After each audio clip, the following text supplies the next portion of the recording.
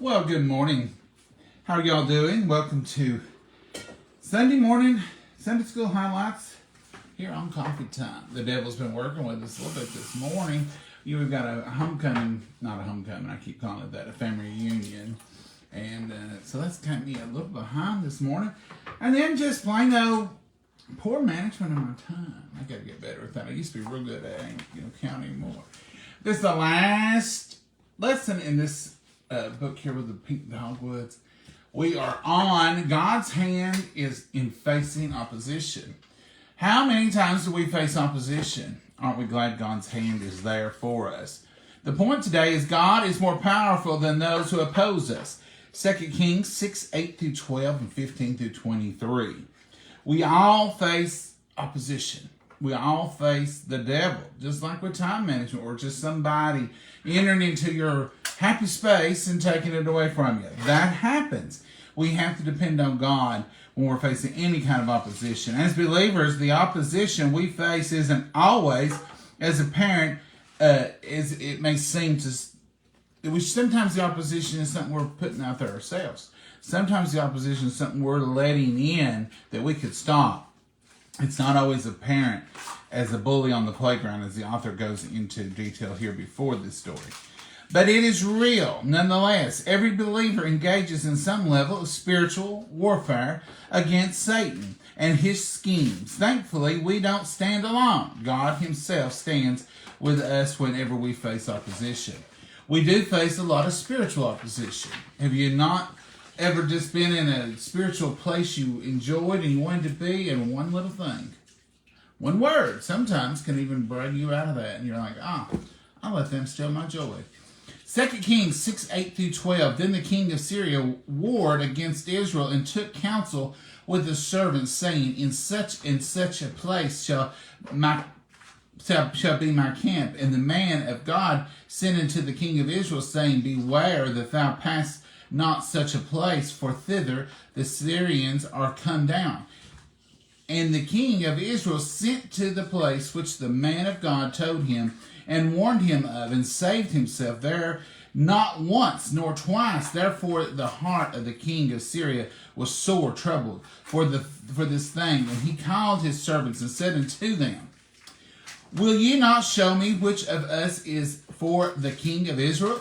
And one of his servants said, None, my lord, O king, but Elisha the prophet that is in Israel telleth the king of Israel the words that thou spakest in thy bedchamber. So the king said, One of y'all must be a spy. Which one is it? I said, None of us. It's Elisha. The backdrop of this passage that displays the power of God over those who oppose believers is war. Even though this war took place long ago, it still contains the common components we're familiar with today. It says the passage begins with the king of Aram planning the sneak attack against Israel. The attack obviously took planning and preparation, and keeping only the servants in the loop ensured the surprise attack would be successful. We can imagine the shock, frustration, and the rage of the king of Aram must have felt when he discovered that the king of Israel was prepared for the sneak attack. How could the king of Israel have known? The king of Aram came to the only logical solution available. There must be a spy amongst his most trusted servants. They were the only ones who knew. One of his men must have told the king of Israel his plans. But when he confronted them, he was told it was not one of them who told the king of Israel his plans, but rather Elisha, the man of God. Sometimes the answer seems way too obvious to us, and we will jump to those conclusions, and we will make those assumptions, and come to find out, the king thought it has to be one of them. They're the only ones that knew. It has to be one of them. What was it?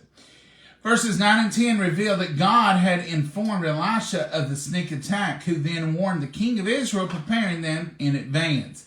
It seems the king of Aram had one of his own spies in place in Israel. So when he asked, they said, well, how did you know Elisha done that? He had a spy there. It says his information is always spot on. In fact, God's word has already given us information about the opposition and and the threats we can expect as we live a life pleasing to Him. Here's just a few examples. God has already warned us, just like He warned the king. God is warning us today. It says, regarding the enemy, Satan, we are told that he is a liar and the father of lies. John 8:44. We've been warned. We also know the devil has schemes to oppose us. Ephesians 6:11. Once again. However, the Bible also tells us to resist the devil and he will flee. Finally, we know that eventually Satan will be thrown into the lake of fire. Revelations 20:10. Regarding trials and tribulation, the Bible tells us that God knows how to rescue us from trials. In 2 Peter 2:9. We're also told that serving the Lord will often include trials. We know that, don't we? Acts 20:19. Yet trials can also serve to mature us. James 1:2-4. Regarding temptation, God tells us that temptation can be caused by our own evil devices. Sometimes we blame the devil, but in all actuality, it's our own evil devices that we are trying to overcome. James 1:4. We can also be tempted by the devil. Matthew 4:1. Who is our adversary and is prowling around like a roaring lion looking for anyone he can devour. 1 Peter 5:8. We also know that temptation can be resisted and that God offers us a way out, a way of escape. 1 Chronicles 10:13. Regarding sin, God tells us that we are all sinners. Romans 3:23. He also tells us that sin leads us to death. Romans 6:23. We're also told to not allow sin to rule over us. Romans 6:12. Finally, God has revealed to us that He will forgive our sins and cleanse us from all unrighteousness if we confess our sins. 1 John 1:9.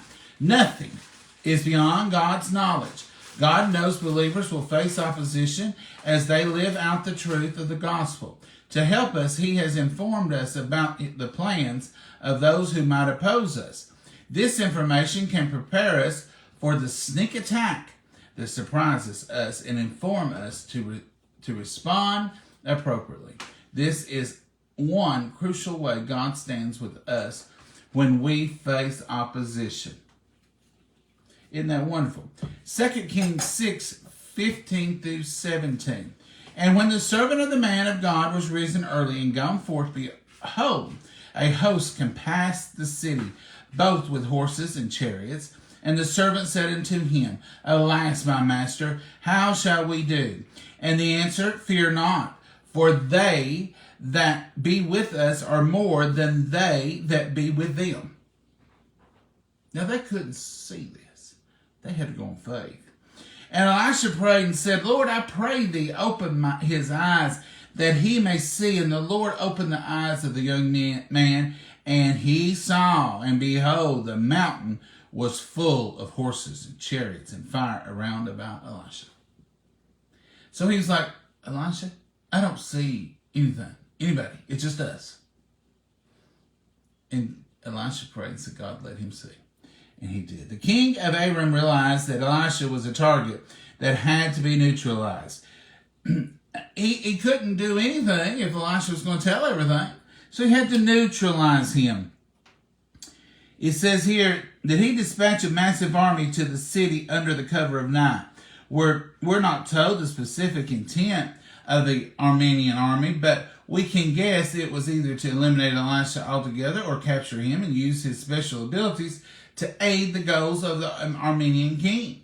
It's never a good sign when you see the city you live in surrounded by a massive army from an opposing king.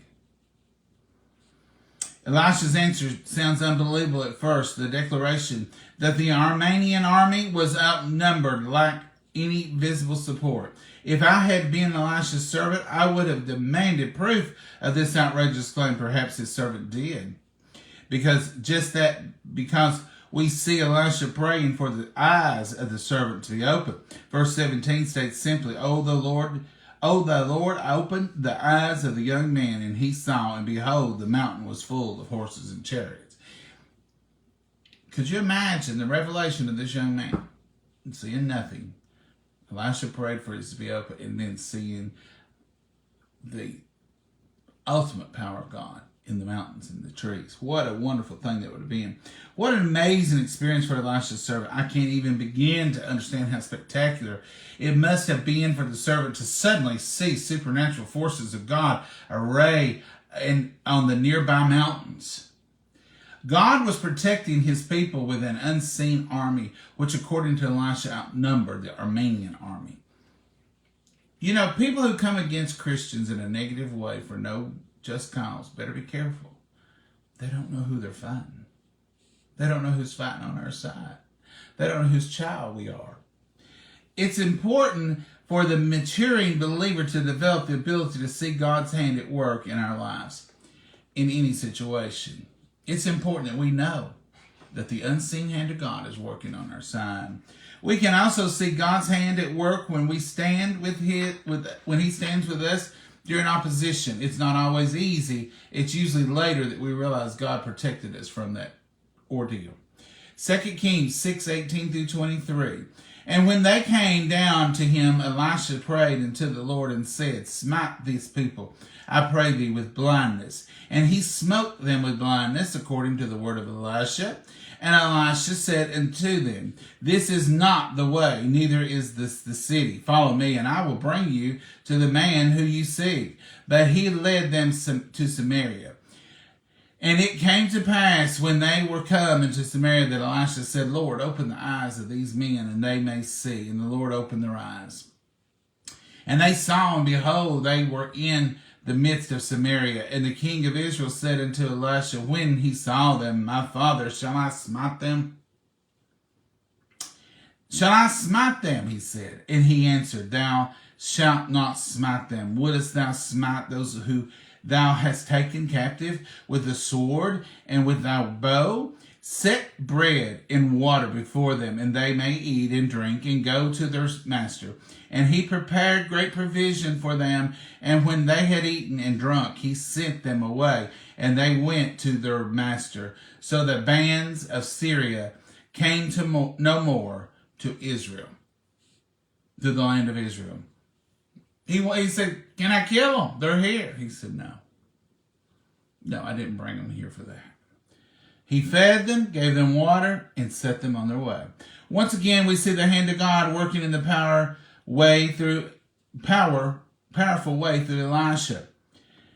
So, he could have killed them, but that wasn't the whole purpose. Why would he have just led them there to be slaughtered? That was not the purpose.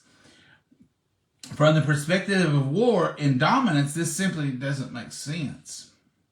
However, it makes perfect sense from the perspective of a spiritual warfare. Being at war had its own agenda. This spiritual warfare played through. Firepower, these are the differences. The strength to engage in spiritual warfare comes from God's vast strength, not our own. Defense. Our tactical defense equips us God's armor, which consists of truth, righteousness, readiness, faith, and salvation.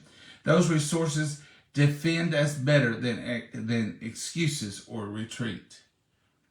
Real war and spiritual war that we often face have different goals and different equipment. Our offensive weapons are the word of God and prayer, not anger or accusations or condemnation. If you're in spiritual warfare, go to prayer, not to anger. Don't take your matters in your own hands. Offense, our offensive weapon. Okay, that was what. Enemy. Our enemy is not people. We engage in spiritual warfare against principalities, against powers, against the ruler of the darkness of the world, against spiritual wickedness in high places. Only power and only God's power can do that in prayer. Victory. Our victory isn't defeating or desecrating the people who oppose us.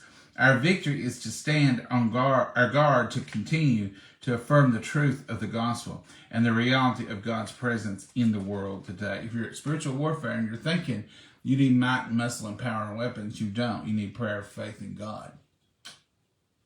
Get your weapons. Get your weapons of a spiritual nature, not of a worldly nature.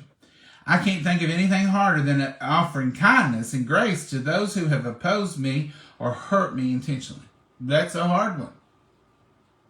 Even being civil to them, it's a little hard. It says, that's not my intention, my intentional reaction. Scorching earth, vengeance is more like it. But, verse 23 gives us a clue to the wisdom of Elisha's advice to treat the Armenian army with mercy. Only the path of forgiveness can lead us away from opposition and towards reconciliation. This must be factored into a believer's response to from opposition from others. We have no greater example of this than Jesus. Humanity ridiculed and rejected the perfect Son of God, condemning him to die a criminal's death on a rugged cross. If anyone had the right to demonstrate vengeance, it was him. Yet, in his kindness and grace, he offered us forgiveness so that we might be reconciled with him and live with him forever.